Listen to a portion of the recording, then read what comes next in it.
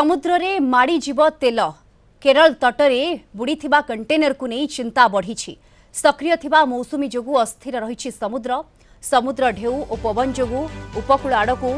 माड़ी आसुछि तेल आलापुझार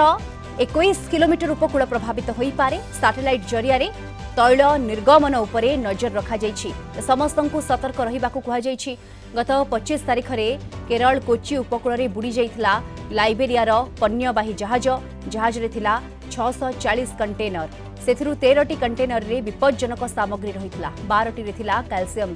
कार्बाइड या सहित जहाज रे थिला 84 मेट्रिक टन डीजेल और 367 मेट्रिक टन फर्नेस ऑयल विपज्जनक सामग्री प्रदूषण आशंका सृष्टि होईछि। समुद्र रे माड़ी चलिथिबा तेल को कंट्रोल करिबा पई लागि पड़िछन्ति विशेषज्ञ स्वतंत्र उपकरण माध्यम रे ओएसडी केमिकल स्प्रे करा जाउछि। आईसीजी रो दुईटी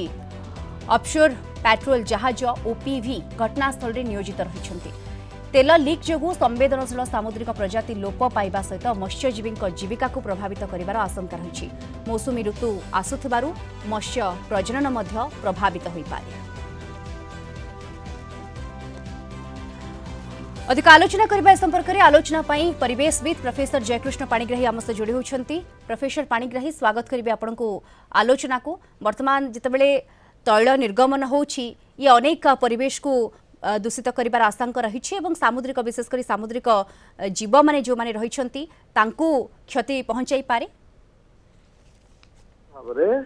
समुद्र रे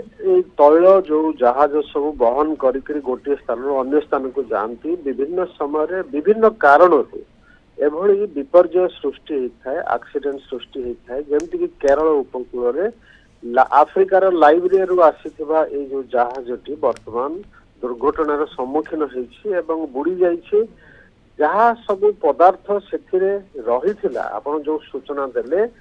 डीजेल हो बा फर्नेस ऑयल हो एभली पदार्थ से केतेक विपज्जनक सामग्री थिला कैल्शियम कार्बाइड थिला ए सब पदार्थ वर्तमान जदि बाहर को निर्गत हब समुद्र जलीय परिसंस्था मध्य को निर्गत हब तार प्रतिकूल प्रभाव संगे संगे परिसंस्था रे जो जलीय जीव माने बसवास करचंती से मानक ऊपर पड़िबो। निर्दिष्ट भाव में तैल कथा जदि विचार करबा से समुद्र ऊपर भाग रे विस्तारित होइकी रहिबो जोथि कि समुद्र भीतर को जल मध्य को सूर्यंकर किरण प्रवेश करि परिबो नाही फोटोसिंथेसिस बा आलोक संश्लेषण शैवाल मानक द्वारा हेई परिबो नाही खाद्य प्रस्तुत हबो नाही माछ एवं अन्य जीवजंतु जो मान रहुचंती जल रे से माने मध्य ए विषाक्त पदार्थर प्रभाव रे मृत्यु मुखरे पड़िबे।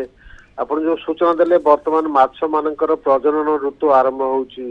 ए समय प्रबल मात्रा रे से माने अंडा दान करिवे एवं छोट छोट माछ सेतु जन्म हेबे से माने समस्त मृत्यु मुखरे पड़िवे। अन्य पक्षरे जो मत्स्यजीवी माने माछ धरिया पई जिबे से माने मध्य विभिन्न समस्यार सम्मुखीन हेबे। एबे सरकार तरफ जो कार्यक्रम हाथ को निया जाउची किभଳି आकु प्रतिहत करि हबो जदि तैल को आमे आउ थरे उद्धार करि परिबा उत्तोलन करि परिबा ता पई जो टेक्नोलॉजी अछि जो जहाज से अच्छी से सब कार्य मध्य आरंभ होईछि एवं ये तैल जदि आस्ते आस्ते समुद्र उपकूल को आसी जाए बेलाभूमि आड़ को आसी जाए आउरी समस्या बढ़िबो। तेणु आर्थिक दृष्टि परिवेशीय दृष्टि ये बहुत क्षति साधन करुछि। गोटे केमिकल रो व्यवहार करा जाउछि एना तैल जो अंचल रे सीमित होइके रहइबो सेठी बेसी क्षति साधन हबो सेथि पई ये डिस्पर्सन गोटे केमिकल बा रासायनिक पदार्थ अछि ताकू सेठी प्रयोग करा गले से तैल गोटे जगार न रही से बहुत दूर को व्यापी जीव चारिआड़ को प्रसारित हो गले तार प्रभाव जलीय परिसंस्था उपरे कम रहिबो डाइल्यूट हे जीवो सेति पई से प्रकार व्यवस्था मध्य करा जाउछि किंतु एभलिया एक्सीडेंट को किभଳି प्रतिहत करा जीवो ता पई जो टेक्नोलॉजी रा आवश्यकता अछि जो जहाज सेति पई टेक्नोलॉजी सहित रही ताकू वर्तमान से स्थल को पठा जाउछि सरकार भारत सरकार द्वारा। अन्य एक घटनाक्रम रे जो मत्स्य गवेषणा केंद्र अच्छी सेठू मध्य वैज्ञानिक मानक पठा जाउछि ये बिल्कुल सेमाने एवं आर सबु कौन दृष्टिकोण प्रभाव देखा गले ये परिस्थिति उपर नजर रखा जाइछि कहि परिबा। धन्यवाद आपनको प्रोफेसर जयकृष्ण पाणिग्राही परिवेशविद आम सहित जोड़ी होइतले आलोचना करथिले।